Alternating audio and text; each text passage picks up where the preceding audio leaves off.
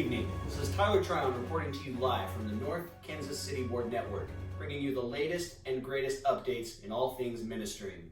This week's segment deals with the following question: how do I better understand the needs of the families I minister to? Such a great question. To help us understand more on this topic, we have brought into the studio with us one of the foremost experts on listening, Dr. Kenneth St. Clair. Dr. St. Clair, thank you for being with us today. I'm glad to be here, Tyler. Dr. St. Clair, we'll get right into it. How exactly does one understand the families that they minister to? Well, in order to understand our families, we must first understand our roles as minister. Let's turn to the General Handbook, Chapter 21. We read, meeting individual needs start with a prayerful consideration and a conversation with the assigned individuals and families. Ministering brothers and sisters listen so they can understand how best to serve individuals and families. They discuss the frequency and type of contact members desire. They also discuss the kind of messages members would like. A very insightful passage indeed, Dr. Ken. But what does it mean? Can you break it down for us? It's really quite simple, Tyler. Meeting the needs of your ministering families begins with listening to your families through the use of questions inspired through prayer. Right you are, Ken. As luck would have it, we have dispatched one of our field reporters, Willow Tremaine, to help us see ministering in action. Let's take a look and see if we can understand how we can use the principle of inspired listening with the families we minister to. Willow? Thanks, Tyler. It's a sunny day wherever I am. Today, we've been invited to witness the ministering contact of the Smith family by Brother and Sister Rogers. Let's take a look. Hi, Brother and Sister Smith. How have you both been? Very good. We are your new ministers. How have your experience with other ministers been in the past? They've been good.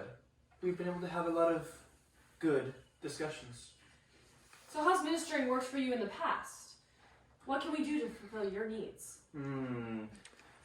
We tend to be very busy. We've got a lot of stuff going on. My wife's beautiful knitting league that she's in, she's very good at it. Me and my CIA operations, Walmart operations, and our many kids. But if you guys could just be there for us, that would be good. We're very busy with Elders Quorum and primary. Yeah, it's good. Looks like we've got a lot to discuss. Back to you, Tyler.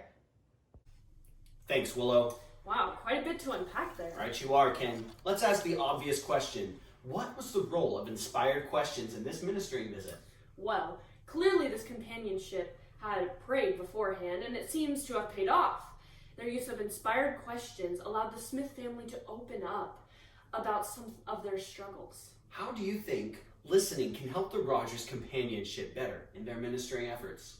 Well, by listening to the Smiths' response, the Rogers companionship should be able to come up with some effective ministering strategies. These could include specific messages, what form further ministering contact should take, and ideas for serving the family they have been assigned to. Right you are, Ken. Well, that's all the time here we have today in the studio. One more thought before we end, again from General Handbook, Chapter 21.